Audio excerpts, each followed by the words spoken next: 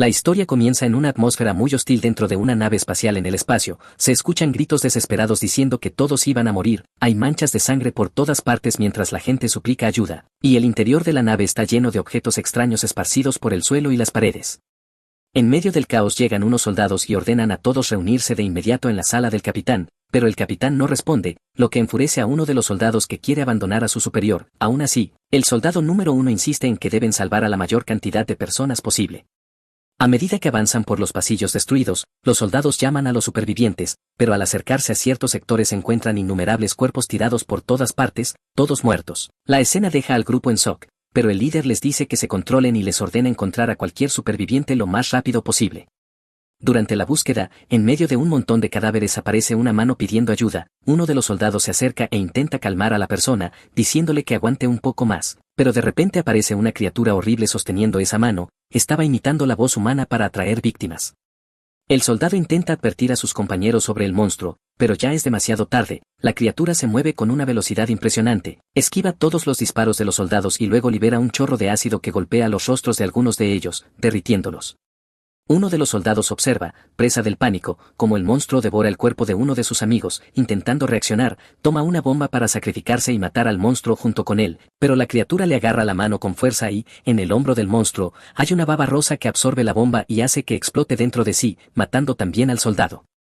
El alienígena camina fríamente hacia una puerta de seguridad y utiliza la mano de uno de los soldados muertos para intentar desbloquearla, pero el sistema niega el acceso porque no reconoce al usuario. En respuesta, la baba rosa le entrega otra bomba al alienígena, que usa la explosión para volar la puerta. Dentro de esa habitación hay dos personas escondidas intentando sobrevivir, y el alienígena, ya claramente identificado como una forma de vida alienígena hostil, avanza para devorar todo lo que encuentra, haciéndose cada vez más grande. La escena cambia entonces a otro punto del universo, en un compartimento de carga metálico y frío. Alguien reflexiona sobre su propia situación y admite que no tuvo más opción que convertirse en una forma de vida alienígena en un juego de supervivencia. En ese juego debías elegir entre varias razas espaciales para evolucionar, era un RPG de supervivencia donde podías desarrollar distintas especies con estrategias variadas. Recuerda que en otras partidas había sido un duende metálico, un monstruo mutante que despedazaba enemigos en combates 1 contra 1 e incluso un líder de colmena psíquico que conquistaba planetas, probando muchas criaturas cósmicas aterradoras. Confiesa que solo se encariñó de verdad con una raza específica, un metamorfo especial agresivo no identificado, una criatura inspirada en películas de terror como Alien X. Esa raza tenía una habilidad única para crecer infinitamente absorbiendo la información genética de sus víctimas, aunque parecía extremadamente poderosa. Su dificultad inicial era brutal porque sobrevivir al principio era casi imposible y, además, carecía de recursos para cooperar o comunicarse con otras razas, lo que la convertía en una de las peores opciones del juego. Aún así, esa raza se convirtió en su favorita, le gustaba la libertad de evolucionar como quisiera y la fuerza absurda que dependía únicamente de las decisiones y deseos del jugador, así que comenzó la partida como ese metamorfo inicial. El sistema mostró su estado como cría y definió el objetivo principal, sobrevivir. Su única habilidad era hipersentido. Al darse cuenta de esto, se arrepintió un poco de haber elegido esa criatura, admite que fue culpa suya por ser tan fan de Alien X, pero sabe que no puede preocuparse por eso ahora. Empieza a sentir un picor intenso mientras muda la piel, algo que no imaginó que sería tan incómodo, sabe que necesita alimentarse rápido porque el hambre es insoportable y lo deja vulnerable. Al mirar alrededor concluye que está en un barco perteneciente a una megacorporación o quizá a una unión estelar, y está seguro de que si lo capturan en ese momento lo matarían sin dudar.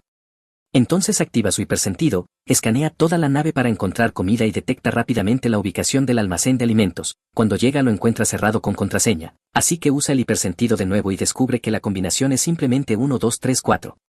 En cuanto desbloquea el compartimento encuentra varias barritas de proteína y empieza a devorarlas todas aunque saben a goma, pese al sabor horrible, al menos consigue algunos nutrientes esenciales para mantenerse con vida. Mientras come, una cucaracha pasa corriendo delante de él y, sin darse cuenta, mueve la cola y mata al insecto, instintivamente se la come y recibe una notificación que dice que el efecto de caza se ha activado. Ha obtenido el fragmento genético de la cucaracha, lo que le concede alas. Se siente afortunado de conseguir ese fragmento tan pronto, ya que ese núcleo genético le permitiría operar como un amorfo. Sabe que cuanto más dato genético recopile, más podrá evolucionar su organismo. Cuando acepta la nueva habilidad siente que le brotan alas en la espalda, al principio le cuesta moverlas, pero pronto se da cuenta de que solo necesita usar los músculos trapecios y con eso logra batir las alas y volar.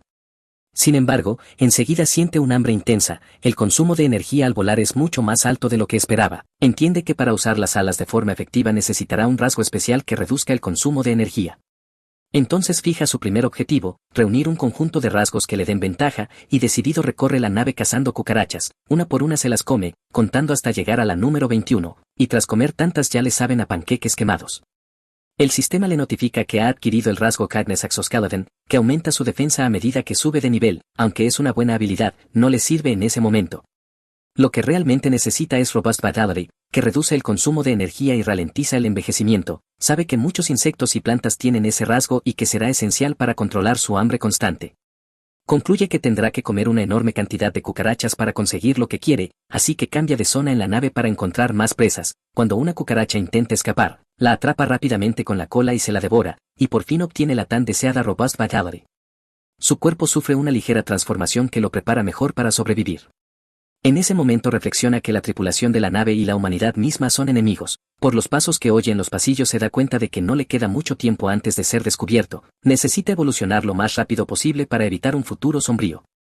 Decide que es hora de salir de ese compartimento de carga y dar su primer paso hacia la expansión. Piensa a dónde podría ir y concluye que el destino ya está decidido. Elige dirigirse a la sala de refrigeración cerca de los reactores, una zona importante pero con poca actividad humana. Si no puede establecerse allí, incluso podría dañar el reactor para deshacerse de los humanos. Entra en los conductos para llegar a su destino, pero la fuerza del flujo de aire interno lo empuja hacia atrás, siente miedo porque sabe que podría ser aplastado o cortado por las aspas del ventilador. Evalúa la situación con cuidado, si daña el ventilador los humanos lo descubrirán, así que necesita volar a través de él. Usa sus habilidades de Metamorph para concentrarse al máximo y, tras analizar el flujo de aire y el movimiento de las aspas, su cerebro le señala el momento adecuado para actuar. Sin dudar, salta con fuerza y apenas logra pasar, casi perdiendo la cola en el proceso. Aliviado, continúa su camino y, mientras avanza por los conductos, encuentra una araña y se la come de inmediato, añadiendo más datos genéticos a su repertorio. Luego oye voces humanas conversando en un laboratorio, uno pregunta por el resultado del sujeto de prueba 026 y otro responde que ha sido un fracaso, un hombre comenta que el líder se enfurecerá, pero otro le recuerda que el capitán es de la Tierra y tiene las manos atadas. Terminan su turno del día y el lugar queda en silencio, él reflexiona que esa nave no es un transporte común, sino una instalación de investigación dirigida por una megacorporación. Sabe que las megacorporaciones son facciones poderosas del sistema solar, compuestas por terranos humanos, que dominan naciones enteras y reemplazan a los gobiernos tradicionales, por lo general con valores materialistas. Megacorp en particular es famosa por sus prácticas crueles, como convertir a personas sanas en esclavos. Piensa que, si esas corporaciones hacían eso en el juego, probablemente en la vida real serían aún peores. Por el momento decide solo explorar el entorno, consciente de que lo que encuentre podría cambiar su destino. Si la instalación está diseñada para crear supersoldados mutantes, podría obtener un cuerpo más resistente y habilidades de combate. Si estaban investigando poderes psíquicos de una raza especial parecida a los elfos, podría ganar habilidades mentales, algo con lo que siempre había soñado. Mientras avanza oye una voz débil pidiendo ayuda, al investigar encuentra a un Slime torturado, claramente con dolor, y descubre que lo están electrocutando, indefenso y a merced de los humanos. Entonces usa su hipersentido para escanear el área y nota que al presionar un botón específico se terminaría el experimento. Sin dudar activa el comando, poniendo fin al sufrimiento del Slime, que le agradece en silencio por haber sido salvado. Poco después oye pasos acercándose y se esconde rápidamente en las sombras. En ese momento aparece una mujer junto con su gato y cuestiona al investigador sobre cuándo el sujeto de prueba 26 dará resultados. El hombre, visiblemente nervioso, pide más tiempo, pero ella le recuerda que el tiempo significa crédito y que necesitan resultados para presentarlos a la empresa antes de llegar a su destino. Le advierte que sin progreso la compañía podría reconsiderar su puesto. La presión deja al hombre desesperado, suplicando cualquier solución para no perder el trabajo. Ella lo llama investigador 80 güey y explica que no quiere que llegue a esto, pero también cuenta con él. Si produce resultados, tendrá garantizado un ascenso a líder de investigación o al menos una posición estable. Además menciona que si el plan funciona como se espera podrían asegurar lazos comerciales con Marte, que ha mostrado gran interés en el proyecto. El hombre pregunta si pueden administrar solonio, una droga desarrollada por la Unión Estelar, para despertar a los sujetos de prueba. Explica que la droga aún no ha sido probada por completo, pero aún así ella le ordena usarla de inmediato. El investigador duda, diciendo que sin el neutralizador adecuado podría ser peligroso, pero tras discutir decide comenzar la aplicación con solo 0,01 miligramos. Empieza a aumentar la dosis lentamente pasando a 3, luego 5 e incluso 7 miligramos, y cuando llega a esa cantidad el Slime por fin reacciona. Emocionada por la respuesta, la mujer dice que ahora pueden aumentar aún más la dosis, y él usa su hipersentido para analizar la situación. A pesar de la reticencia del investigador, ella misma presionó el botón para administrar más de la droga. El Slime gritó de dolor, suplicando ayuda mientras sufría descargas y mutaciones bajo la mirada fría de la mujer, que observaba todo sin mostrar emoción. Tras el experimento, la apariencia del Slime había cambiado por completo. Ella consideró los resultados interesantes y ordenó realizar más pruebas, exigiendo informes detallados de todas las reacciones. En ese momento sintió que algo la observaba, miró a su alrededor pero no vio a nadie. El amorfo, oculto, lo observó todo y consideró ese acto imperdonable, jurando que esa mujer pronto moriría por su crueldad. La escena cambió al amorfo construyendo su nido, usó su hipersentido para mapear todo el entorno, sintiendo que la nave ahora formaba parte de él, comprendiendo que la información era esencial para ganar cualquier guerra, ya que con ello podía rastrear cada movimiento de los enemigos. En su cuarto día como amorfo finalmente completó el nido y se posicionó entre este y la bodega de carga, devorando tantas cucarachas y arañas como pudo para fortalecerse, mientras reunía toda la información necesaria sobre la nave y sus ocupantes. Notó que la mujer siempre seguía la misma rutina, su nombre era Kesoragi Eugene, líder del equipo de investigación en ese lugar, y aunque tenía un cuerpo frágil era extremadamente importante para las operaciones de la nave y por lo tanto representaba una amenaza directa para su supervivencia. Recordó un incidente ocurrido 2 días antes, cuando un experimento logró escapar en medio del caos y ella construyó un dispositivo de rastreo en solo unas horas que permitió recapturar al sujeto de prueba. Admiró su inteligencia e incluso se preguntó si poseía habilidades psíquicas como las de la raza élfica, conocida por poderes como la telepatía y el control mental. Sin embargo, para él no importaba si era talentosa o no, lo importante era que siempre estaba acompañada por soldados armados con equipo avanzado, por lo que enfrentarse a ella directamente sería un suicidio. Mientras devoraba algunas barras de proteína desarrolló una nueva habilidad, veneno paralizante, para su cuerpo pequeño y frágil era perfecto, ya que una sola gota podía inmovilizar a un humano adulto durante varios minutos, aunque reconocía que sería complicado usarlo con soldados armados a su alrededor. La escena cambió de nuevo cuando el amorfo visitó otra vez al Slime, notó que parecía estar mejor que el día anterior y le llevó comida, y el Slime mostró alegría al ser alimentado. El amorfo reflexionó que en el juego los Slims normalmente no tenían habilidades especiales y sintió curiosidad por saber si este era un espécimen único o si la especie había cambiado con el tiempo. En ese momento recordó que Kisaragi tenía un gato al que parecía estar extremadamente apegada y pensó que, si algo le ocurría al animal, podría encontrar ahí su punto débil. A diferencia de ella, el gato pasaba la mayor parte del tiempo solo. Entonces decidió usar al animal como cebo, se escondió en los conductos y lo observó durante mucho tiempo, descubriendo que el gato se llamaba César y notando además que estaba un poco gordo por comer toda la carne premium que su dueña le daba, por lo que concluyó que Kisaragi no era una mala persona. Mientras tanto, el amorfo analizó la entrada del conducto y aunque parecía fácil de invadir, su hipersentido le advirtió que estaba cubierta de sensores láser y que cualquier interrupción activaría la alarma. Molesto por la dificultad, terminó golpeando y haciendo ruido en el conducto. El gato escuchó el sonido y se acercó a investigar, y poco después algunos soldados acudieron a ver qué ocurría, pero concluyeron que solo era el gato causando problemas. Aún así, el amorfo se asustó terriblemente cuando el animal lo miró tan de cerca, casi muriendo de miedo. Tras evitar por poco ser descubierto, empezó a pensar en un plan mejor, notó que el gato parecía aburrido y tuvo una idea, decidió usar una cucaracha para atraerlo, llevó el insecto al conducto y de inmediato captó la atención del gato, que fue tras la cucaracha y terminó soltando la rejilla del conducto. De nuevo los soldados oyeron el ruido, pero uno comentó que probablemente era otra vez el gato, así que no se molestaron en revisar. El amorfo creó entonces un rastro de cucarachas, guiando al animal por un camino específico, y al final del rastro ya lo estaba esperando. Cuando el gato se acercó lo suficiente, usó su cola para inyectarle el veneno paralizante. El gato gritó de dolor al ser alcanzado y, sin dudarlo, el amorfo mordió su cráneo con la fuerza suficiente para aplastarlo, comentando para sí mismo lo sabrosa que era la carne, sin importarle la crueldad del acto. En otra parte de la nave, algunos soldados fueron a hablar con Kisaragi, ella quería saber cuándo volvería a ver al gato, y el capitán explicó que los soldados lo estaban buscando, pero ella estaba extremadamente enfadada, diciendo que llevaban horas buscándolo y que el gato tenía un horario fijo para comer, por lo que algo malo podría haberle ocurrido.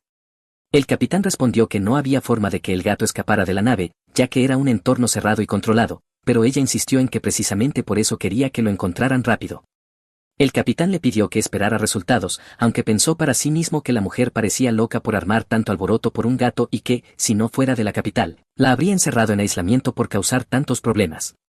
La situación se volvió aún más tensa cuando Kisaragi exigió que los soldados que habían dejado escapar al gato fueran ejecutados. El capitán quedó conmocionado y no podía creer lo que estaba oyendo, y todos alrededor se horrorizaron al darse cuenta de que realmente quería matar soldados por un animal.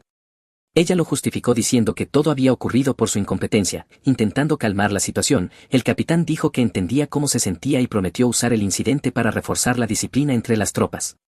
Aún así, Kisaragi se mantuvo firme y declaró que regresaría en 2 horas, advirtiendo que si para entonces no había respuestas él debería renunciar a su puesto como capitán.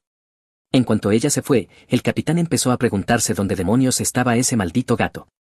Mientras tanto, oculto en los conductos, el Amorfo reflexionó con satisfacción que el gato ya estaba en su estómago y se dio cuenta de que había obtenido un nuevo rasgo llamado Wild Sense. Aunque no sabía exactamente de dónde provenía, el sistema que usaba explicó que existía un mecanismo de fusión mediante el cual podía combinar habilidades relacionadas para formar una versión más poderosa. El Amorfo recordó que, por haber jugado tanto a ese juego, había memorizado varias fórmulas de fusión. Cuando cazó al gato apareció una notificación que lo sorprendió, ya que era una habilidad que nunca había visto antes. El sistema explicó que Wild Sense podía fusionarse con el hipersentido que ya tenía y, al hacerlo, nació instinto depredador. Este nuevo rasgo hacía su hipersentido aún más agudo, permitiéndole percibir amenazas inminentes, algo comparable al instinto de grandes cazadores que parecían predecir el futuro. Intentó activar este nuevo poder, pero notó que el efecto de predicción no aparecía, por lo que sospechó que era una habilidad pasiva que solo se activaría ante una amenaza real. Decidió analizar mejor este rasgo más adelante para entender sus límites. También se preguntó si Kisaragi ya estaba perdiendo el control por completo. Al observarla se dio cuenta de que realmente estaba totalmente desequilibrada. El Amorfo reflexionó que todo estaba saliendo exactamente como quería. Había logrado su segundo objetivo, crear una barrera de tensión entre Kisaragi y sus soldados. Sabía que los soldados ya no apreciaban mucho al gato, pues habían visto al animal comer mejor que ellos, y eso por sí solo bastaba para generar resentimiento. Concluyó que la situación avivaba sentimientos naturales de ira y rebelión, aún más porque Kisaragi pertenecía a la clase alta de la megacorporación, una noble de la capital. Para los soldados, tolerar esa diferencia de trato era una injusticia absurda, algo que sembraba las semillas de un conflicto interno que él pretendía explotar aún más. Los soldados comenzaron a descargar la ira que sentían por Kisaragi y Eugene en el gato, pero ahora que el animal había desaparecido la atmósfera se volvió aún más tensa, y la frustración de tener que buscar a un gato que en realidad odiaban, fallando en algo tan simple, era humillante y consumía la paciencia de todos.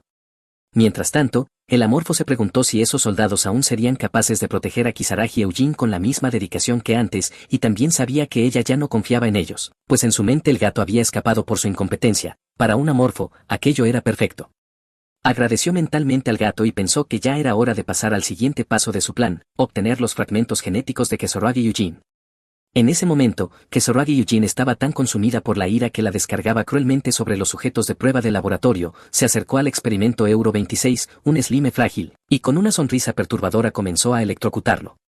El Amorfo, observando desde la distancia, sintió cómo su ira crecía y comprendió que ya no tenía sentido intentar hablar o actuar con sutileza. Sabía que el slime no necesitaba ayuda ni consuelo, sino venganza.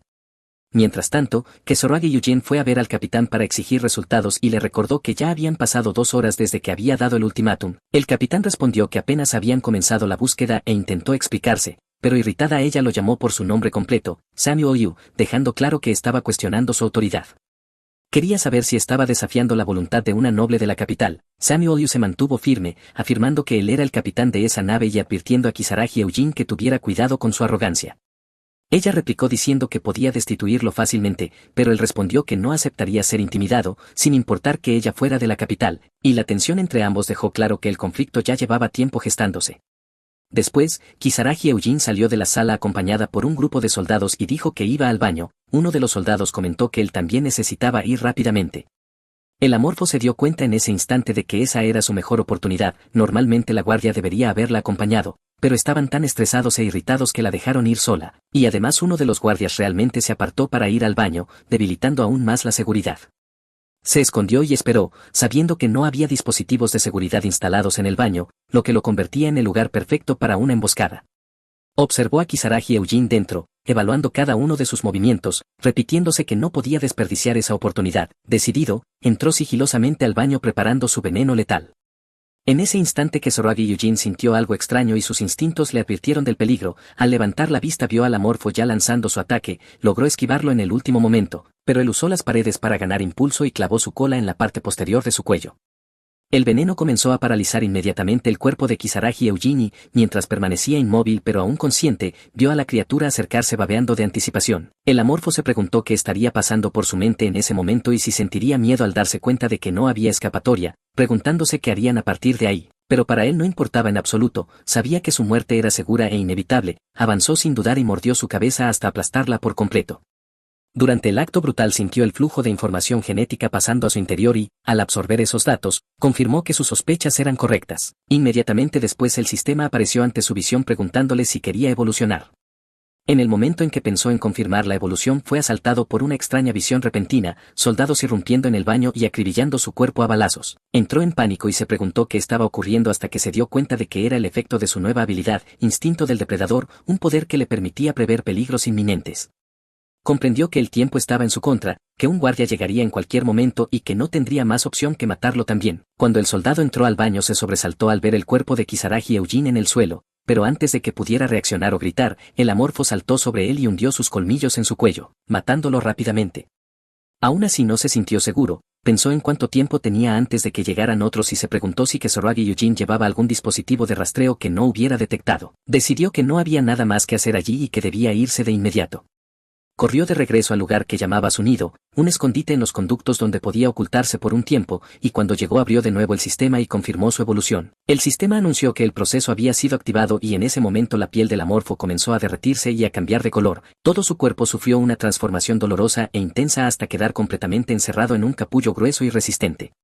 Dentro del capullo sintió como todo cambiaba, como si algo absorbiera su antigua forma y la reemplazara por algo nuevo. Quiso abrir los ojos para ver qué estaba pasando pero no podía moverse y, poco a poco, perdió todo control sobre su cuerpo, entendiendo que no había nada más que pudiera hacer y que solo quedaba esperar a que la evolución terminara. Tras un tiempo, el amorfo comenzó finalmente a emerger del capullo y su apariencia era completamente diferente, ahora era más alto, más fuerte, con antebrazos más desarrollados y una piel mucho más oscura y resistente. Sintió el poder fluir por su nuevo cuerpo y se dio cuenta de que había avanzado a otra etapa de su evolución. Mientras tanto, en otra parte de la nave, la escena se trasladó al ala médica, donde el líder del equipo preguntaba si ya habían determinado la causa de la muerte de Kisaragi Eugene. Uno de los médicos respondió que la causa aparente era un corte profundo en la garganta, probablemente hecho con una hoja pequeña, y que sería necesaria una autopsia completa para estar seguros. El médico preguntó qué debían hacer a continuación, pero el capitán admitió que no lo sabía y luego se dirigió al jefe de seguridad para preguntar por el progreso de la investigación. El oficial explicó que habían revisado todas las cámaras de la nave, pero no se había registrado nada sospechoso y por esa razón el principal sospechoso en ese momento era el guardia que estaba siendo interrogado. Le preguntaron si realmente creía que el guardia era el asesino y el oficial respondió que, con base en la información disponible, lo dudaba mucho. El capitán suspiró y recordó a todos que sabían muy bien lo que había ocurrido recientemente en el laboratorio, hablando de uno de los empleados más prometedores al que le arrancaron el cerebro mientras aún estaba vivo solo por desobedecer a la investigadora principal, lo cual sirvió como una clara advertencia de que cualquiera que desafiara las órdenes podía enfrentar un destino horrible. El capitán preguntó qué castigo creían que esperaba a quien fuera considerado responsable de la muerte de una noble de la capital y dejó claro que, si no querían morir de una forma cruel, necesitaban encontrar una solución. Surgieron sugerencias, uno propuso afirmar que la muerte había sido un accidente durante un experimento, pero otro rechazó la idea diciendo que había demasiados investigadores involucrados y que sería imposible asegurar que todos dieran el mismo testimonio. Alguien sugirió inventar que murió por comer comida en mal estado, pero todos se dieron cuenta de que eso sería un suicidio político. La tensión aumentó y derivó en una discusión confusa sin que nadie pudiera llegar a un consenso. Entonces otro hombre entró en la sala y ordenó que detuvieran inmediatamente el alboroto, informando al capitán que se estaban aproximando al planeta C-08. Explicó que C-08 era conocido por ser territorio de los Space Dogs, un temido grupo de piratas. El capitán comprendió la gravedad y preguntó si eso significaba que se habían metido en problemas con ellos, y el hombre lo confirmó explicando que, con todo el caos a bordo, no lo habían notado antes. Los Space Dogs eran enemigos notorios de la megacorporación, conocidos por viajar por el cosmos saqueando todo lo que podían, con vasta experiencia en combates de flotas, y hasta naves comandadas por veteranos sufrían grandes bajas. Para una nave de investigación como la suya, encontrarse con los Space Dogs sería un desastre absoluto, pero el hombre sugirió que, si reportaban un ataque de esos piratas, podrían usarlo para encubrir la muerte de Kisaragi Eugene. El capitán consideró la idea válida, ya que no tenían el armamento necesario para enfrentarse realmente a los piratas. El hombre dijo que tenía viejos contactos entre ellos y que podía hablar con los Space Dogs. El capitán se sorprendió al enterarse de esos vínculos y preguntó por el costo y los detalles del plan, y el hombre estimó que costaría al menos 100 millones de créditos, ya que Kisaragi Eugene era lo suficientemente importante como para que incluso los piratas no quisieran meterse en problemas por ello. El capitán aceptó el plan, pero dejó claro que el hombre tendría que encargarse de todos los detalles por su cuenta. Uno de los presentes preguntó qué harían con los cuerpos y el capitán decidió que los conservarían hasta que llegaran los Space Dogs, ordenando que nadie más se acercara a ellos para evitar problemas. Mientras todo esto ocurría en la nave, el Amorfo reflexionaba sobre su nueva forma y se dio cuenta de que ahora estaba en la etapa de larva, sintiendo el cambio intenso de su cuerpo. Antes podía sobrevivir oculto en la oscuridad, pero ahora sabía que necesitaba cazar para mantenerse con vida. Consideró cuidadosamente sus próximos objetivos cuando el sistema apareció ante él informándole que había desbloqueado una nueva habilidad llamada sangre ácida, y también le explicó que la evolución de su especie tenía 6 etapas: cría, larva, pupa, joven adulto, adulto y ascensión. Alcanzar la ascensión era equivalente a completar el juego Space Survivor y no solo significaba llegar al máximo poder, sino también desbloquear el secreto del origen de los metamorfos, revelando quiénes eran realmente y de dónde provenían. Recordó que muy pocas personas habían visto alguna vez el final de una especie, solo 20 jugadores, incluido él mismo, habían logrado esa hazaña, y sabía que era extremadamente difícil. Al analizar sus nuevas características, el sistema le ofreció ver la lista de tipos evolutivos, aceptó y vio que su mejora física estaba en 6 de 10, mientras que la mejora psíquica estaba en 1,5, lo cual no le sorprendió, ya que sabía que estaba cerca de cumplir los requisitos para fortalecer aún más el aspecto físico gracias a su exoesqueleto reforzado y a la sangre ácida. El sistema explicó que los tipos evolutivos funcionaban de forma similar a las clases de otras razas, pero eran más específicos. Se activaban solo bajo condiciones especiales y podían otorgar bonificaciones de sinergia cuando se combinaban. Sin embargo, había algo que lo intrigaba y no entendía, de dónde provenía ese 0,5 adicional en la mejora psíquica. Se enorgullecía de consumir siempre a sus presas por completo sin dejar nada atrás, y entonces recordó a Kisaragi Eugene, la única cuyo cuerpo no había devorado totalmente. El Amorfo comenzó a darse cuenta de que había tenido razón en sus sospechas sobre Kisaragi Eugene, había sospechado que poseía poderes psíquicos y todo indicaba que era cierto. Pensó que realmente necesitaba su cuerpo, por lo que tendría que encontrarlo lo antes posible. Mientras se arrastraba por los conductos notó que ahora eran más estrechos para él, ya que su cuerpo había crecido considerablemente desde la última evolución, dificultando el movimiento por espacios reducidos. Aún así siguió avanzando hasta que captó el olor de los cuerpos y, al detectar ese fuerte hedor a putrefacción, comenzó a babear involuntariamente, sabiendo que por fin había encontrado el lugar donde se almacenaban los cadáveres. Bajo sus pies estaba la morgue improvisada donde descansaban. Un hombre de patrulla comentaba sobre el terrible olor que provenía de allí cuando encontró un agujero en el suelo corroído por ácido, pero en el techo, oculto entre las sombras, el Amorfo ya estaba esperando y, sin darle oportunidad de reaccionar, atacó rápidamente atravesando la cabeza del hombre y matándolo al instante. Después pudo examinar los cuerpos con calma y encontró el cuerpo de Kisaragi Eugene. Notó que, al ser noble de la capital, su cuerpo seguía intacto, ya que los soldados habían recibido la orden de no tocarla. Sostuvo su cabeza por un momento reflexionando, pensando que era extraño cómo podía matar a tantas personas sin sentir culpa, preguntándose si había sido corrompido por convertirse en un metamorfo si siempre había sido este tipo de asesino frío. Al final decidió que no tenía sentido pensar en ello porque nada cambiaría, y entendió que para los metamorfos devorar a los muertos era simplemente el curso natural de la vida, el cuerpo regresando como alimento para nutrir a quienes sobrevivían. Con eso en mente comenzó a devorar a Kisaragi Eugene sin dudar, aceptando que así era como un metamorfo debía vivir y adaptarse. Durante el proceso escupió algo que encontró en su corazón, un dispositivo extraño que observó sin entender realmente para qué servía, sospechando que era algún problema cardíaco, por lo que simplemente lo destruyó aplastándolo sin pensarlo más. Poco después el sistema apareció ante él y confirmó lo que sospechaba: Kisaragi Eugene realmente tenía poderes psíquicos. El sistema le informó que había adquirido la habilidad de percepción psíquica y le preguntó si quería activarla. El Amorfo no quedó muy satisfecho con la recompensa, pensando que la habilidad era casi inútil, ya que los metamorfos podían usar poderes psíquicos de forma natural sin necesitar esa percepción específica. Aún así decidió aceptar el rasgo para cumplir los requisitos necesarios para desbloquear nuevos tipos evolutivos. Al activar la habilidad sintió cómo se formaban unos tentáculos en su cabeza, lo cual le pareció curioso y pensó que quizá podría combinar ese nuevo rasgo con otros más adelante para obtener algo realmente útil. Continuó con su trabajo, tomó uno de los brazos de otro cuerpo y usó una máquina cercana para ayudar a manipularlo, planeando terminar de devorar el cuerpo del guardia que había matado antes. Después de consumir los cuerpos se dio cuenta de que los turnos de guardia habían cambiado y observó que no usaban mucha protección dentro de esa nave. Comenzó a preguntarse si el médico que había matado también sería reemplazado pronto, sabiendo que en cuanto llegara el reemplazo y viera el estado del lugar se daría cuenta de que había un monstruo suelto en la nave. Reflexionó que aún no era lo suficientemente fuerte para manejar un combate directo y prolongado contra todos, por lo que necesitaba ganar tiempo, crecer y evolucionar aún más antes de asumir riesgos mayores. Al mirar el agujero que él mismo había abierto con ácido tuvo una idea, estaba en una morgue llena de conservantes y productos químicos esparcidos por todas partes, e imaginó formas creativas de usar eso a su favor, pensando en cómo convertir el entorno en una trampa o en una cobertura para sus acciones. En ese punto la narrativa cambió y mostró escenas del centro de poder de Megacorp, y aunque no existía una capital declarada oficialmente, había un lugar que todos reconocían como tal, la Tierra, la sede administrativa de Megacorp. Este planeta estaba gobernado por 5 poderosas familias que habían ayudado a fundar la corporación y actuaban como reyes sobre el territorio. Entre ellas se encontraba la familia Eugene, cuyos orígenes provenían de una región que alguna vez se llamó Asia Oriental. Habían comenzado como una pequeña empresa en Corea del Sur y ahora dominaban todo el territorio, transformándolo en su residencia privada. Para mantener su comodidad y estatus habían instalado aviones privados, trenes de levitación magnética para transporte rápido e incluso un sol artificial para sostener el ecosistema inferior, mientras millones de trabajadores vivían allí como instrumentos obedientes para mantener todo en funcionamiento. La escena mostró entonces a un hombre cultivando la tierra, aparentemente humilde, hasta que 2 hombres con traje se acercaron para entregarle un mensaje. Uno explicó que había llevado tiempo localizar a una figura tan importante y que necesitaban hablar con él con urgencia, informándole que el transmisor de la señorita Kisaragi Eugene, la tercera hija de la familia, había sido completamente destruido.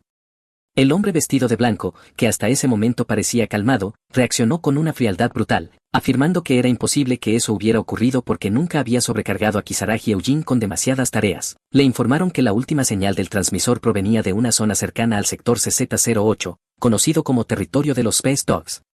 En ese instante el caballero cambió por completo y mató violentamente al mensajero, mostrando una furia fría y controlada. Después ordenó a los otros hombres que limpiaran el desastre, explicando que no necesitaba herramientas que hicieran preguntas para las que no había pedido respuestas. Explicó con calma que el costo de crear a Kisaragi Eugene había sido enorme, alrededor de 1.000 millones de créditos, comparable al valor de una nave de guerra prototipo, incluyendo avanzadas modificaciones genéticas, y cuestionó cómo simples piratas se habían atrevido a poner las manos sobre algo tan valioso para la familia Eugene. Luego preguntó si la nave en la que viajaba Kisaragi Eugene estaba comandada por Samuel Yu, y un anciano a su lado confirmó que así era, comentando que la familia de Samuel Yu se encontraba cerca de Titán, una de las lunas de Saturno. Añadió que aunque estaban interesados en esas tierras, no habían sido ellos, ya que consideraba al líder de esa familia un cobarde sin el valor para enfrentarse directamente a los Eugene. Finalmente miró al anciano y le pidió su opinión sobre toda la situación, buscando una confirmación a sus propios planes o temores. El anciano explicó con calma que ya sospechaba la implicación de TC, y el jefe coincidió diciendo que las grandes mentes pensaban igual, aclarando que aunque parecía que TC y Eagleton, la familia de Samuel, luchaban por el control de Júpiter, en realidad llevaban mucho tiempo conspirando juntos, ya que los créditos de Eagleton provenían de TC. Explicó que esa serpiente planeaba tomar el control antes de la reunión del consejo y preguntó si el anciano lo sabía, a lo que este confirmó que el líder de la familia TC, Chamberlain, quería el puesto de CEO que en realidad le pertenecía a él. El jefe comentó que ese arrogante mocoso claramente lo tenía en la mira y afirmó que ahora tenían justificación para atacar primero. Ordenó al anciano informar a toda la familia, ya que tenían una sombra integrada cerca de CO8, y le pidió que contactara a esas personas para resolverlo todo. El anciano entendió, aunque reflexionó que habría un gran derramamiento de sangre, pero el jefe insistió en que trajeran a todos sin excepción, incluido Samuel, de rodillas, declarando que todos los que habían dañado su propiedad merecían la muerte. La escena cambió al interior de una nave espacial, donde el capitán estaba horrorizado preguntando qué había ocurrido allí. Un soldado explicó que había visto algo de humo, fue a comprobar si había un incendio y quiso entrar de inmediato, pero solo el personal médico tenía permitido hacerlo, comentando que no entendía cómo podía haber fuego si había cuerpos dentro. El hombre preguntó si esos eran todos los cuerpos y una mujer respondió que sí, preguntando por qué lo decía. En ese momento el jefe del equipo médico se horrorizó y pidió al capitán que reuniera de inmediato a todos los líderes de equipo porque algo terrible había ocurrido en la reunión. El capitán no podía creer que el cuerpo de la investigadora principal hubiera desaparecido y cuestionó al jefe médico, quien afirmó haber revisado los cuerpos varias veces y confirmó que faltaban 2. Explicó que, dadas las sustancias químicas, un incendio podía ocurrir técnicamente, pero era muy raro, y el líder de riesgos resumió diciendo que, en otras palabras, se trataba de un incidente criminal. Todos comenzaron a preguntarse quién podría haber hecho algo así, y uno incluso sugirió que podría tratarse de un organismo alienígena. El jefe de suministro se escandalizó y preguntó si estaba bromeando, pero pronto todos coincidieron en que lo más importante era que el cuerpo de la investigadora principal había desaparecido. Surgió la pregunta de si debían contactar a los piratas de CZ o 8, y el capitán dijo que necesitaban encontrar el cuerpo lo antes posible, pero que primero debían identificar completamente al culpable. Visiblemente nervioso afirmó que, si temían represalias de la nobleza capitalina, debían cooperar con él, y preguntó al líder de riesgos si ya había contactado con la capital, a lo que éste respondió que lo había hecho justo después de la reunión. El capitán ordenó que no mencionaran nada de lo ocurrido y que se limitaran a encontrar el cuerpo de inmediato, recordándole al jefe de seguridad lo que debía hacer y enfatizando que el culpable debía ser encontrado a cualquier costo. El jefe de seguridad respondió que ya estaba haciendo todo lo posible, pero el capitán replicó que no era suficiente y lo amenazó con despojarlo de su autoridad y respeto si no resolvía el asunto. Mientras tanto, un amorfo se escondía en los conductos observando y pensando que todo estaba saliendo exactamente como había planeado, reflexionando que nadie sospecharía que un alienígena mezclaría químicos en una morgue para provocar un incendio. Tras mezclar las sustancias incluso había usado unas gotas de su sangre ácida, asegurando que los cuerpos fueran destruidos de manera eficiente. El amorfo admitió que no esperaba que nadie mencionara la posibilidad de la implicación de un alienígena y se dio cuenta de que el líder del equipo de riesgos había tomado el control de la investigación, sospechando que quizá trabajaba con los piratas, lo cual resultaba interesante, ya que los piratas pertenecían a muchas razas y podría obtener muchos genes distintos. Aún así notó que los fragmentos genéticos que podría obtener en esa nave serían menos de lo esperado debido al ataque. De repente notó que alguien se acercaba, era el jefe del departamento de suministros, y como no tenía una implicación directa en el incidente, al amorfo le resultó extraño que pareciera tan preocupado. Lo observó mientras el hombre, nervioso, miraba a su alrededor y entraba en la bodega de carga, y el amorfo reflexionó que, como jefe de suministros, estaba autorizado a estar allí, pero su comportamiento excesivamente cauteloso era sospechoso. Se preguntó qué tipo de secreto podría estar ocultando y siguió su rastro hasta un contenedor con una seguridad mucho más estricta que los demás, cuyas paredes eran tan gruesas que incluso el hipersentido del amorfo no podía atravesarlas, por lo que pensó que su contenido debía ser extremadamente importante. Originalmente había planeado atacar al jefe del equipo médico, pero cambió de opinión y decidió que su siguiente objetivo sería el jefe de suministros.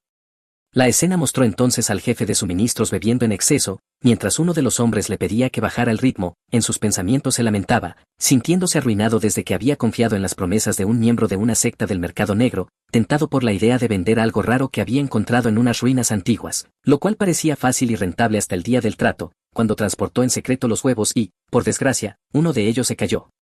Sabiendo que si simplemente hubiera cerrado bien la puerta del contenedor ese día nada de esto habría ocurrido.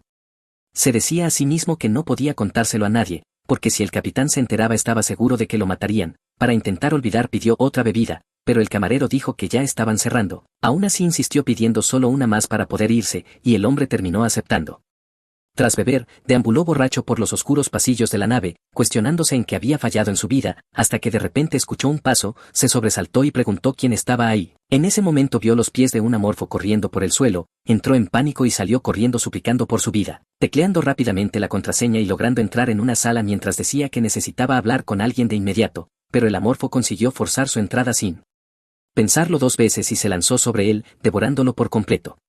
Después reflexionó que el objetivo tenía una rutina muy predecible, lo que había hecho todo muy fácil, y pensó que el capitán debería agradecérselo, ya que estaba ayudando a reducir los costos salariales de la tripulación. Luego se dio cuenta de que había hecho un gran desastre en el suelo y tuvo problemas para encontrar la tarjeta de identificación, y mientras buscaba vio una foto de una mujer en bikini clavada en la pared. Pensó que era muy bonita y atractiva, pero se dijo a sí mismo que en su estado actual no sentía absolutamente nada. Finalmente encontró la tarjeta, arrancó la mano del hombre para asegurarse el acceso a los sistemas y se dijo que ahora tenía todo lo que necesitaba, aunque primero debía limpiar ese desastre. Comenzó a devorar el resto del cuerpo refunfuñando que el sabor era solo aceptable debido al fuerte olor a alcohol. Cuando terminó, usó la tarjeta para abrir un contenedor de seguridad reforzado y dentro descubrió varios congeladores, dándose cuenta de que el hombre era un contrabandista. Fue entonces cuando encontró los huevos de metamorfos y notó que uno de ellos estaba vacío, concluyendo que él mismo había salido de ese huevo y que el hombre había intentado sacarlo de contrabando. Reflexionó que en el juego la ubicación inicial de un cambiaformas no era una nave espacial, sino unas ruinas antiguas y olvidadas, imaginando que cuando esa criatura nació debió caminar un poco antes de morir de hambre, momento en el cual su propia conciencia tomó control del cuerpo, lo que explicaba por qué encontraba tan sabrosas a las cucarachas, ya que era puro instinto de supervivencia. Guardó un breve momento de silencio por la criatura que murió para darle paso, pero enseguida se dijo que ahora actuaría como el cambiaformas que realmente era. Luego comenzó a devorar todos los huevos de metamorfos que había allí y, tras saciarse, notó que aún quedaba mucho dentro del contenedor y continuó devorándolo todo.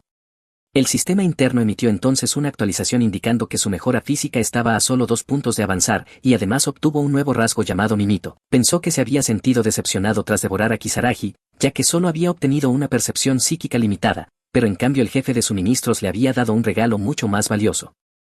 Pues en el juego rasgos como ese solo aparecían a mitad o al final de la campaña y eran extremadamente efectivos para matar enemigos. Con estas nuevas habilidades podía moverse de forma mucho más agresiva y sabía que no quedaba mucho tiempo antes de la llegada de los llamados Space Dogs, por lo que necesitaba volverse lo más fuerte posible antes de que arribaran. En sus pensamientos fríos y crueles reflexionó que los gritos de las personas en esa nave no serían escuchados por nadie y quedarían enterrados en la oscuridad del abismo.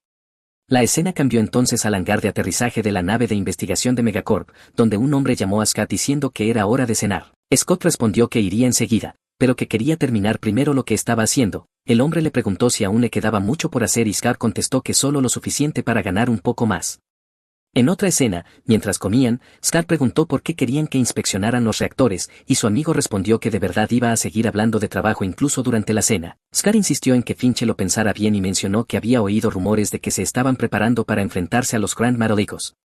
Finch respondió que si eso era cierto todos estaban condenados, y Scott entonces explicó que los Greenleys ya estaban a bordo y preguntó si no había notado el extraño olor en el aire últimamente, típico de ellos. Dijo que un amigo le había comentado que desde la semana pasada la gente estaba desapareciendo, pero Finch no lo creyó. En ese momento apareció otro hombre diciendo que él también había oído esos rumores y confirmó que el jefe de suministros había desaparecido. Además comentó que el jefe de la bahía de carga había sido ascendido a líder del equipo. Finch preguntó si eso era realmente grave y Scott lo confirmó, tras lo cual Finch cuestionó por qué, si la gente estaba desapareciendo, los altos mandos no hacían nada, y el otro hombre respondió que era para evitar causar pánico. Finch preguntó entonces de qué iba todo el alboroto por inspeccionar los reactores, pero el hombre admitió que no lo sabía con certeza y que solo había oído hablar de las desapariciones. La escena volvió a Scott, que estaba trabajando de nuevo. Finch le preguntó si quería un tentempié nocturno, pero Scott dijo que no necesitaba nada y pidió solo una bebida sintética si había disponible. Tras un tiempo concentrado en su trabajo, alguien lo llamó. Scott preguntó si era Cameron, pero la persona respondió que estaba ocupado. Aún así la voz siguió llamándolo. Scott salió de debajo del reactor para comprobarlo, pero no encontró a nadie frente a él. Confundido preguntó por qué lo habían llamado y desaparecido, pero una voz oscura comenzó a llamarlo desde las sombras. Scott caminó hacia la zona oscura y notó que todo estaba apagado. Oyó una voz decir que estaba buscando algo y, sin sospechar nada, se adentró más en la sala, pronto percibiendo un olor muy fuerte. Preguntó dónde estaba la persona, pero la voz respondió que estaba justo delante de él. Cuando intentó moverse resbaló con un tornillo en el suelo y en ese instante comprendió que algo estaba muy mal, ya que no tenía sentido que Cameron estuviera en completa oscuridad, y recordó las historias de las personas que habían desaparecido allí, pero ya era demasiado tarde. El amorfo estaba justo detrás de él y lo agarró de la cabeza, devorándolo sin dudar y sin mostrar misericordia. Poco después apareció Finch llevando un jugo para Scott, pero notó que ya no estaba allí. Oyó la voz de Scott diciendo que estaba en los compartimentos de reparación y, al entrar en la zona, Finch solo vio una linterna caída en el suelo cuando algo goteó sobre la parte posterior de su cuello. Al tocarse se dio cuenta de que era sangre y, al levantar la vista, vio al amorfo sosteniendo la cabeza de Scott, tras lo cual el amorfo devoró también a Finch, reflexionando que tenía un verdadero talento para la caza y que su habilidad de mimetismo, el poder de imitar voces humanas, estaba resultando extremadamente útil. Dentro de las criaturas transportadas en el contenedor de contrabando había una larva de algo llamado gusano rojo, un tipo de gusano gigante que solo vivía en planetas desérticos y tenía la capacidad de imitar las voces de otras criaturas, y al devorar esa larva el amorfo había obtenido una habilidad de caza esencial. Aún así la imitación todavía no era perfecta, ya que solo podía reproducir la voz de la última criatura que había consumido, pero aún así consideró esta adquisición muy valiosa. Pensó que al día siguiente necesitaría alimentarse de alguien de la cocina y que podría imitar de nuevo a Cameron. Entre esos pensamientos se preguntó si el Slime estaba bien, y llamarlo simplemente Slime le parecía extraño, así que decidió que a partir de ahora lo llamarían número 26, considerando hacer una visita rápida a su nido. En ese momento número 26 se comunicó con él telepáticamente, y el amorfo se sorprendió al darse cuenta de que la percepción psíquica podía usarse de esa manera. Devolvió el saludo del Slime y escuchó que tenía mucha hambre ese día. El amorfo se sobresaltó al notar cuánto había crecido el vocabulario de número 26, sintiéndose culpable por no haber logrado conseguirle comida ese día, y explicó que los caminos eran demasiado peligrosos, ya que tras la desaparición de varias personas el jefe de seguridad había aumentado la vigilancia en el laboratorio y en los conductos superiores, que antes estaban despejados pero ahora eran demasiado arriesgados, por lo que le pidió al Slime que aguantara un poco más. Pensó que una vez que no 26 evolucionara a pupa quizá podría ayudarlo. El problema era que las condiciones de evolución eran estrictas, ya que necesitaba eliminar y consumir a 10 individuos de cada una de 2 especies inteligentes, pero en esa nave solo había humanos, lo que lo hacía imposible, aunque también estaban los piratas, de los que no sabía mucho. Mientras pensaba en ello, el Amorfo notó al jefe de gestión de riesgos hablando con alguien, diciendo que en cualquier caso todo había salido bien, ya que Kisaragi había sido eliminada y la nave llegaría al punto C08 según lo planeado. Comentó que si era la voluntad del maestro Jungu Yujin la aceptaría con orgullo. El Amorfo pensó que ese hombre era muy astuto, como un zorro, y que parecía tener planes mucho más grandes en otro lugar. El capitán preguntó al jefe de seguridad cómo estaban manejando la situación y este explicó que incluso con más cámaras y guardias no podían resolver el problema. El capitán preguntó cuántas personas habían desaparecido y le respondieron que 8 en total, 7 después de la muerte de la líder del equipo. El Amorfo se divirtió con su desesperación, riéndose por dentro, mientras el jefe de riesgos comentaba que según los estándares humanos nadie podía esconderse tanto tiempo, y que aunque los gremlins metálicos se consideraban solo rumores, él creía que alguna entidad desconocida estaba atacando la nave. Otro hombre dijo que si fuera un animal ya lo habrían capturado, pero el jefe de riesgos replicó que los congeladores del contenedor del jefe de suministros estaban todos vacíos y cuestionó a dónde había ido todo eso. El capitán preguntó entonces que si realmente estaban siendo atacados donde podría estar esa criatura, y el jefe de riesgos sugirió que aún había lugares que no habían revisado, como los conductos de ventilación. El Amorfo pensó que el nombre de ese hombre era Arnold y que debería haberlo matado antes. Los hombres discutieron que si un Amorfo había consumido el cuerpo de la líder de investigación estarían en grave peligro y probablemente tendrían que luchar contra los piratas. El capitán preguntó cuántos soldados serían necesarios y el jefe de riesgos respondió que harían falta 6 u 8 escuadrones para manejar la situación, tras lo cual el capitán dio permiso para proceder con el plan.